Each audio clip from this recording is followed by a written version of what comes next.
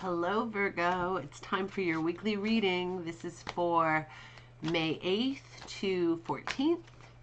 I hope it's going to be a great reading today.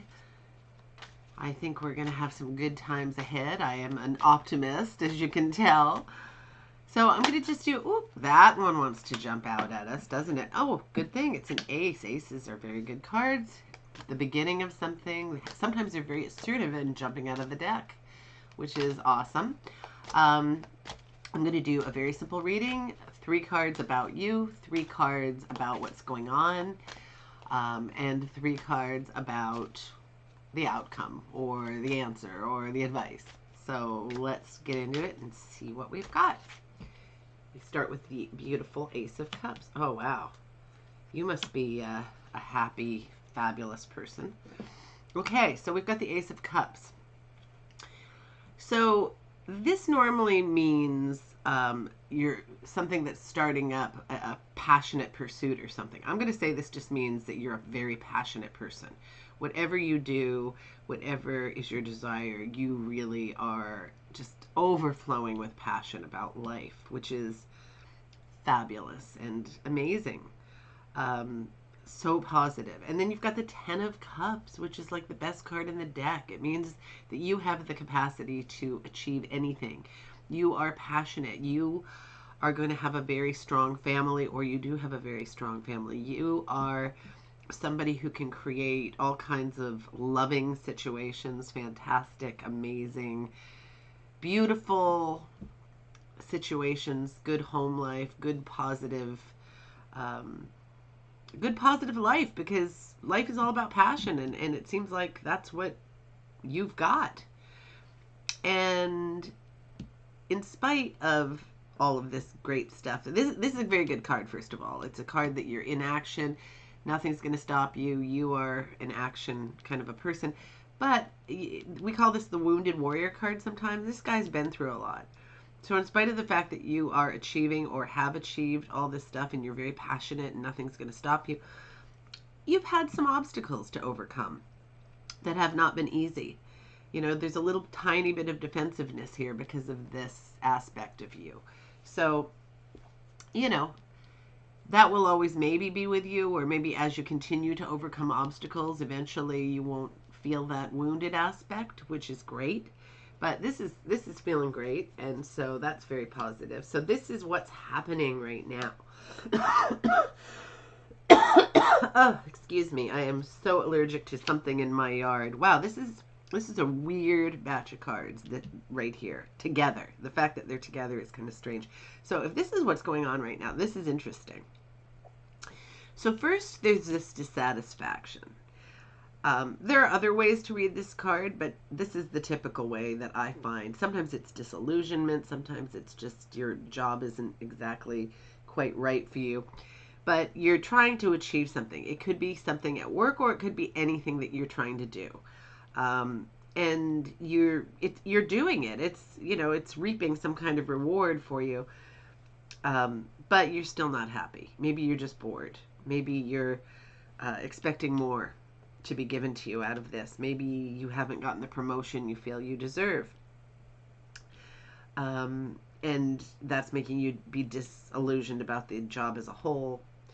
But you want more than this. Whatever it is, you want more. The Fool. The Fool is a beautiful card, a fantastic card of sort of being a freedom seeker, having a youthful attitude, knowing that you're one with the universe and everything's going to be okay. It's a great feeling of freedom. And then we've got the Devil. The Devil is about things that we're chained to that are not good for us. Whether it's too much booze or pot or cigarettes or overeating or, too much shopping, too much, speeding like a lunatic at your peril. It could be anything that you do, usually habitually, that isn't good for you. It doesn't have to be something like substance abuse. It can mean that, but it could be that one thing I tell people a lot, because it often proves to be true, because For some reason, we humans are not very nice to ourselves. Um, it can be a bad internal dialogue. It could be every time you mess up, you're like, oh my God, I should have done that differently. I've ruined my life. I'm such a loser. I'm so horrible. I'm not educated enough. I'm not this. I'm not that. And, it's really unfair to do that to yourself if that's what you're doing. Maybe you aren't. Maybe that's not you. But when people do that to themselves, it's so unfair because, God, if you can't be your own best supporter, first of all, how do you expect anyone else to be? But also, you deserve to be that cheerleader for yourself. I'm so sorry. I'm trying so hard not to cough, but I just have to. Now, I could be on, whatever the allergy drugs are, but I never take that stuff. Although I did try a natural one recently, and it really, really helped. So I should really be taking those things. Most of the, serious allergy drugs make people, dead tired all the time. And I don't have time to be tired, so I can't take that stuff. But maybe I'll take the natural once again so you guys don't have to hear me hacking away all the time. So, if this is going on at once, maybe you're trying to get free of this, whatever it is. Maybe you're trying to stop this thing, and you need to just sort of have a massive attitude shift to make it happen. Maybe maybe you kind of were a little bit too happy-go-lucky to do a bit too much of this. Maybe it's just right now. Maybe, it's not always somebody who's a full-blown alcoholic who sometimes overindulges. I mean, sometimes people just do too much during a certain point. So kind of look out for that this week. Maybe if you've got any situations in which, one of the situations is, I'm sure you have been aware, is now that people have been so isolated, they've taken up all kinds of practices that they didn't have before, one of which is drinking like fiends. So maybe tone it down if you're stuck at home and alone with the liquor cabinet, whatever it is for you. This is not the easiest time in history, and people are going through a lot. And, it's just been kind of crazy. So just be careful of yourself, take care of yourself. You have to realize how important you are on this planet and not do it. We will do a little bit of harm to ourselves, but don't do too much harm to yourself. And this is a wonderful attitude to have. I mean, you don't want to actually step off the cliff, but you do want to figuratively step off that cliff and take risks that will get you rewards. And just to feel free and unencumbered is so lovely. So I'm hoping this is going on for you. And if you are feeling disillusioned about your work or some project, maybe do something to reinvigorate your feelings about it. Take a course that will help you. Say you're starting a business and things are not going the direction you want. Maybe there's some online help you can get, or maybe you have somebody that who's good at that kind of stuff and they could be a mentor for you or something like that. Don't be afraid to ask for help when you need it, because sometimes you need it. It's not a weakness to need some help in life. It just isn't. So what's your outcome here? What is the outcome? She's coming up a lot lately, the High Priestess. So here you've got, this kind of goes hand in hand with this, because this can mean boredom. And this can also mean some boredom with your work or whatever this situation is.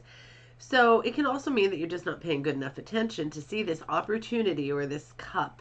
Now, when I say opportunity, it could be a business opportunity, a job possibility, a person who could get you the job possibility. It could be a person who could be a love interest. It could be anything under the sun that could be something good, some kind of opportunity that you're not noticing here. So keep your eyes open and don't miss anything.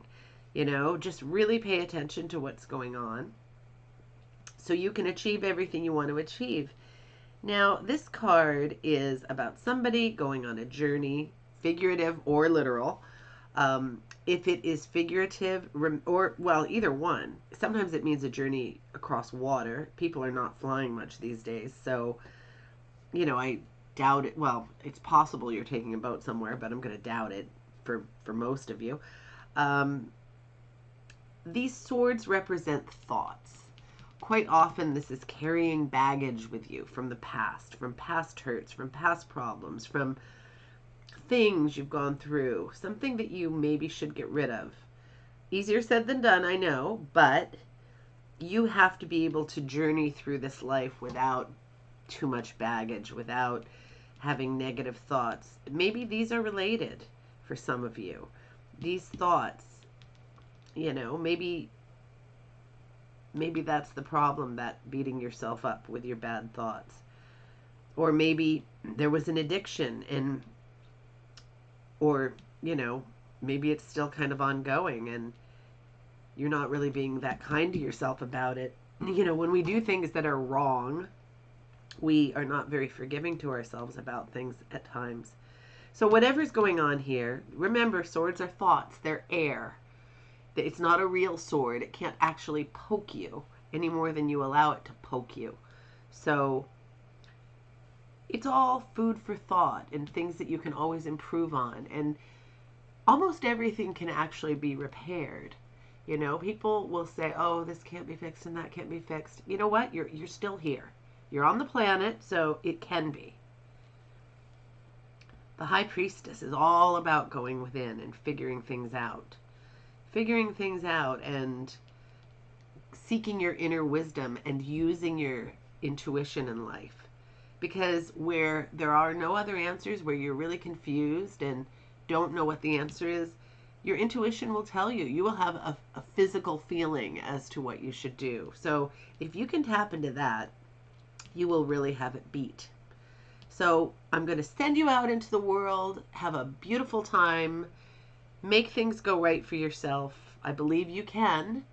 And I hope to talk to you soon. Take care.